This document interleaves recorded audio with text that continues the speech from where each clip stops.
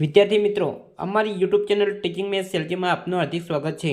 મિત્રો, આજે ધોરણ 6માં વિષય વિજ્ઞાનમાં જે પેપર લેવાયેલ છે તેનું આજે આપણે સોલ્યુશન કરીશું। જો વિદ્યાર્થી મિત્રો તમે પૂરો વિડીયો જોશો તો તમને ખ્યાલ આવશે અને કયા પ્રશ્નો કયા પાઠમાંથી પૂછાયેલા છે અને તેના જવાબ શું આવે છે એ પણ ખ્યાલ આવશે। જો મિત્રો તમે ચેનલમાં નવા હો અને હજુ સુધી જો ચેનલને સબસ્ક્રાઈબ ના કરી હોય તો ચેનલને સબસ્ક્રાઈબ કરવા વિનંતી, જેથી જે નવી નવી અપડેટ આવે છે તે અપડેટ મળતી રહે। વિદ્યાર્થી મિત્રો, વધુ સમય ન લેતા આપણે આજે જે પેપર પૂછાયેલ છે તે પેપર જોઈશું। તેમાં પ્રશ્ન નંબર 1 છે, નીચેના પદાર્થો કેવી ગતિ કરે છે તે તેમના ગુણધર્મોને આધારે ઓળખી બતાવો। તેમાં 1 પ્રકાશના કિરણની ગતિ, તો જવાબ આવશે સૂર્ય ગતિ। 2 ઘડિયાળના લોલકની ગતિ, જવાબ આવશે આવર્ત ગતિ। 3 પંખાના પાંખિયાની ગતિ, જવાબ આવશે વર્તુળાકાર ગતિ। 4 ઝૂલતા હિંચકાની ગતિ, જવાબ આવશે આવર્ત ગતિ। 5 ઉડતા વિમાનની ગતિ, જવાબ આવશે સૂર્ય ગતિ।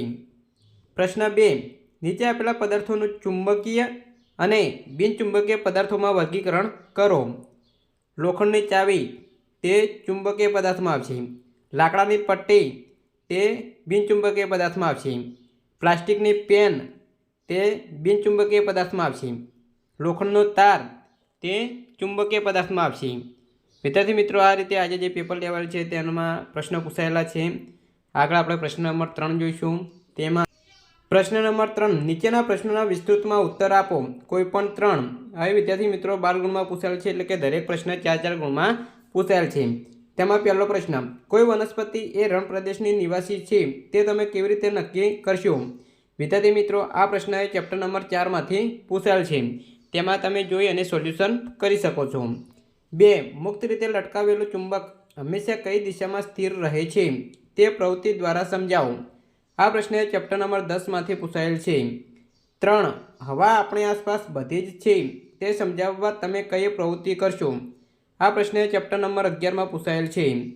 4 તમે જ્યારે પણ વિદ્યુત પ્રવાહ સાથે કાર્ય કરી રહ્યા હોવ ત્યારે શું સલામતી રાખવી જોઈએ? તમારા સૂચનો જણાવો। આ પ્રશ્ન ચેપ્ટર નંબર 9માંથી પૂછાયેલ છે। હવે આગળ પ્રશ્ન નંબર 4 આપેલ છે, નીચેના પ્રશ્નોના વૈજ્ઞાનિક કારણો આપો।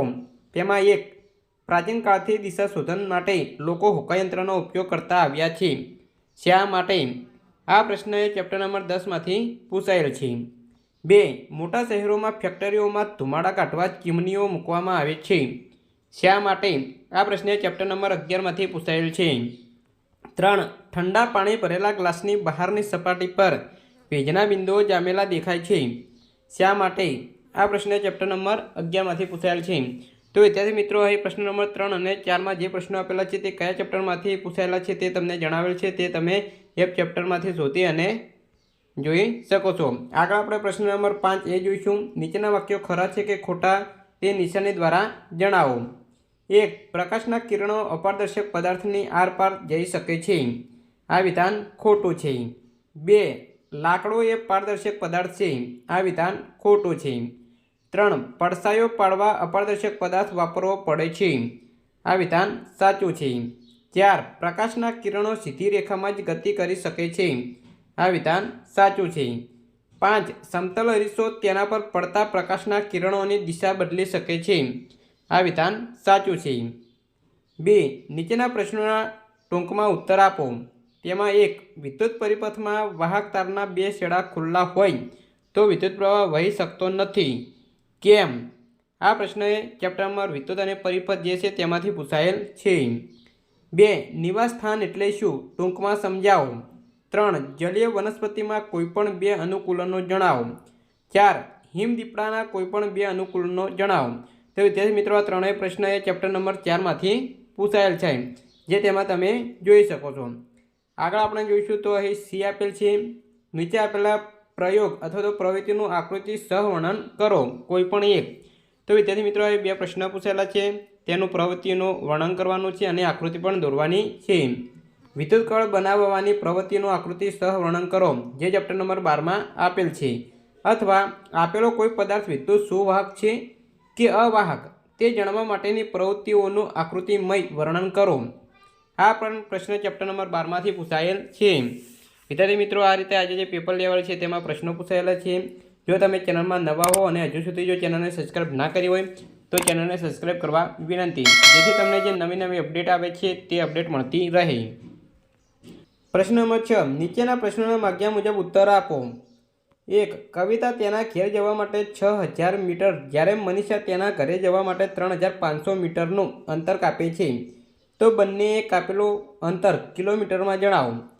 તો વિદ્યાર્થી મિત્રો, બંનેનો સરવાળો કરીશું તો 9500 મીટર થશે। હવે આને કિલોમીટરમાં ફેરવવા માટે 1000 વડે ભાગીશું તો 9.5 જવાબ આવશે, એટલે કે 9.5 કિલોમીટર થશે।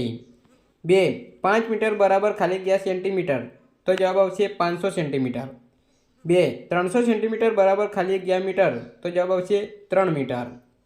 પ્રશ્ન નંબર 7, નીચેના પ્રશ્નોના વિસ્તૃત ઉત્તર આપો, કોઈ પણ 4। 1. તમારી આસપાસ મળતા પદાર્થોમાંથી પેરિસ્કોપ બનાવવાની પદ્ધતિ વર્ણવો। આ પ્રશ્ન ચેપ્ટર નંબર 10માંથી પૂછાયેલ છે। 2. તમારા જોડે રહેલા પદાર્થોમાંથી હોકાયંત્ર બનાવવાની પદ્ધતિ વર્ણવો। આ પ્રશ્ન ચેપ્ટર નંબર 10માંથી પૂછાયેલ છે। 3. કાગળમાંથી ફરકડી બનાવવાની પદ્ધતિ વર્ણવો। આ પ્રશ્ન ચેપ્ટર નંબર 11માંથી પૂછાયેલ છે। 4. પ્રકાશ કિરણ સીધી રેખામાં ગતિ કરે છે, તે સમજાવવા માટેની પ્રવૃત્તિ પદ્ધતિ સહ વર્ણવો। આ પ્રશ્ન ચેપ્ટર નંબર 8માંથી પૂછાયેલ છે। 5. તમારી પાસે રહેલા પાવર સેલ, વાહક તાર, બલ્બ, કળમાંથી વિદ્યુત પરિપથ બનાવવાની પદ્ધતિ વર્ણવો। આ પ્રશ્ન ચેપ્ટર નંબર 9માંથી પૂછાયેલ છે। તો એ વિદ્યાર્થી મિત્રો, કયા પ્રશ્ન કયા ચેપ્ટરમાંથી પૂછાયેલા છે તે તમને જણાવેલ છે, તેમાં તમે જોઈ શકો છો। નંબર 8, નીચેના પ્રશ્નોના મુદ્દાસર ઉત્તર આપો। અહીં વિદ્યાર્થી મિત્રો 4 પ્રશ્ન પૂછાયેલા છે અને કયા ચેપ્ટરમાંથી પૂછાયેલા છે તે તમને જણાવેલ છે કે પહેલો પ્રશ્ન ચેપ્ટર નંબર 9માંથી પૂછાયેલ છે, બીજો પ્રશ્ન પણ ચેપ્ટર નંબર 9માંથી પૂછાયેલ છે, ત્રીજો પ્રશ્ન પણ ચેપ્ટરમાંથી 9 પૂછાયેલ છે અને જે ચોથો પ્રશ્ન રહ્યો એ ચેપ્ટર નંબર 11માંથી પૂછાયેલ છે। તો વિદ્યાર્થી મિત્રો, તમે એ ચેપ્ટરમાંથી આ પ્રશ્નોના જવાબ મેળવી શકો છો। આગળ એ પ્રશ્ન નંબર 9 જોઈશું, માગ્યા મુજબ ઉત્તર આપો। તેમાં 1.